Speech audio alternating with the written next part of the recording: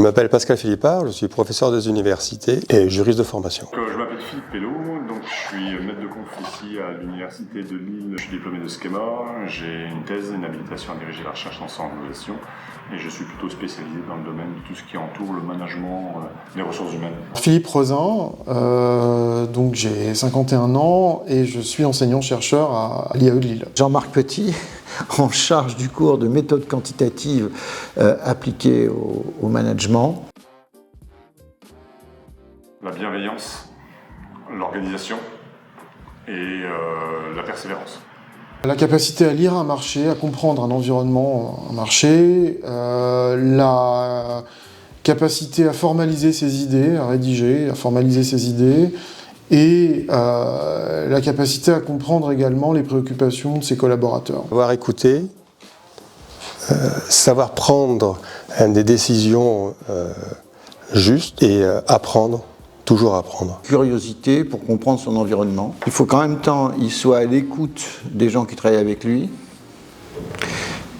qu'il ait à leur égard d'ailleurs un minimum d'empathie, ça en ferait 3, mais je crois que ce qui est fondamental pour un manager, c'est la réflexion stratégique et la capacité d'emmener ses équipes dans les stratégies qu'il a été amené à élaborer.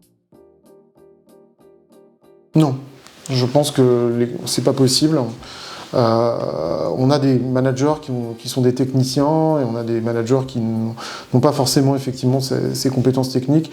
Ça a pu donner dans pas mal de cas des bons et des mauvais résultats, donc pas nécessairement. Forcément, de toute manière, quand vous faites du management, vous n'êtes pas un substitut des gens avec lesquels vous travaillez. Je veux dire, le métier de manager est véritablement un métier qui est spécifique par rapport à ça, et on ne doit pas être un spécialiste on ne doit pas partager le domaine de spécialité de tous les membres de notre équipe. D'ailleurs, à mon avis, ce ne serait pas possible. On ne peut pas être expert en tout. En revanche, il faut avoir une idée, malgré tout, des différents domaines abordés par les gens de l'équipe. Donc on ne peut pas être l'expert en tout, mais on peut avoir quand même une connaissance minimale de ce que font les gens qui travaillent avec vous. C'est obligatoire, dans la mesure où un manager va encadrer les personnes, va gérer une équipe, il faut qu'il puisse dialoguer avec ces personnes. Ces personnes ont des compétences spécifiques, et donc il faut qu'il ait les codes, les langages pour pouvoir dialoguer avec ces personnes, donc il faut qu'il soit informé, qu'il comprenne en fait la totalité des langages de gestion. Professionnalisant. Double compétence. Seconde année, donc c'est l'équivalent d'un MBA. Généraliste.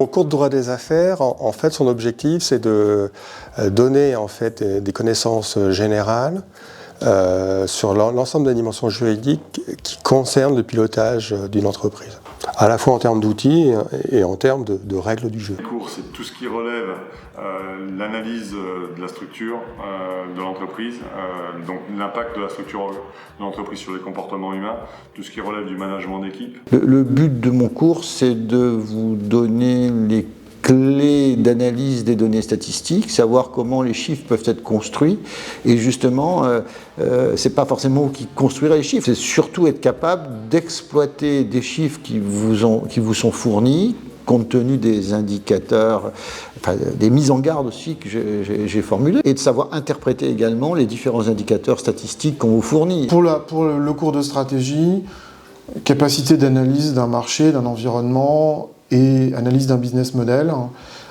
Pour le cours de finance, capacité à lire des états financiers et à établir donc des plans de financement notamment. Il est construit donc par une équipe pédagogique dans le cadre d'un cahier des charges qui est établi par l'université. Et puis il faut aussi se rappeler que ce master, en fait, il s'inscrit dans la filiation du DESS-C2AE, qui est le premier diplôme de gestion en fait de l'université française, qui a été porté par la totalité des IAE de France, qui est toujours porté donc dans sa version donc actuelle par les IAE de France. Donc forcément, dans ce master-là, on balaye la totalité des fonctions de l'entreprise. Les maquettes en fait sont habilitées donc, par le ministère de l'Éducation nationale. Donc tous les 5 ans, on renouvelle les maquettes. Alors là, la nouvelle maquette, elle va arriver en septembre 2026, donc elle va s'appliquer à partir de septembre 2026. On a apporté un certain nombre de modifications donc sous l'influence de l'université qui nous a demandé un certain nombre d'orientations. Donc on a modifié un certain nombre de contenus. Donc on modifie tout ce qui est contenu et on gère tout ce qui est côté dimension pédagogique, leur relation avec les étudiants, éventuellement suivi d'apprentis pour les alternants, suivi de mémoire, enfin tout ce qui entoure la question de la gestion pédagogique du programme, sachant que la gestion administrative est confiée chez nous au secrétaire pédagogique. Le master donne aux diplômés toutes les connaissances nécessaires en matière de gestion, puisqu'il couvre la totalité des disciplines de gestion. Il permet donc de comprendre toutes les fonctions de l'entreprise. C'est ça l'intérêt. Ce que je peux apporter, c'est quand même mes expériences concrètes. C'est-à-dire, mais un chercheur peut aussi amener ce qu'il a. Je pense qu'on se complète en fait. Un chercheur va amener le produit de ses recherches dans son enseignement. Moi, je vais plutôt amener des pratiques que j'ai observées. Oui. De toute façon, dans chaque promo, il y a toujours des profils d'étudiants marquants. Donc que ce soit parce qu'on a affaire à des gens qui étaient parfaitement novices et qui ont découvert un intérêt en fait pour ces disciplines, avec qui il y a eu un dialogue qui a pu effectivement s'établir, ou que ce soit aussi des étudiants qui avaient un vrai projet d'entrepreneuriat derrière, par exemple, je pense à certaines personnes, et qui ont pu déboucher dans ce projet en utilisant notamment des compétences qu'on avait vues en cours. J'ai plein de retours de gens qui me disent « Ah ben grâce à ce master-là », pour des gens qui n'avaient pas de master, notamment ceux de formation continue, disent « Grâce à mon master, j'ai pu avoir accédé à tel poste que j'aurais pas eu si j'avais pas eu ce master ».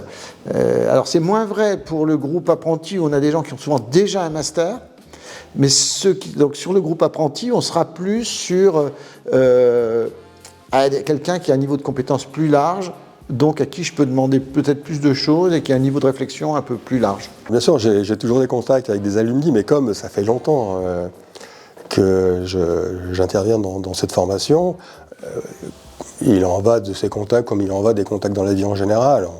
On échange pendant un certain nombre d'années, et puis après on se perd de vue. Donc oui, j'ai toujours des contacts avec certains alumni, moins avec d'autres, ça dépend en fait.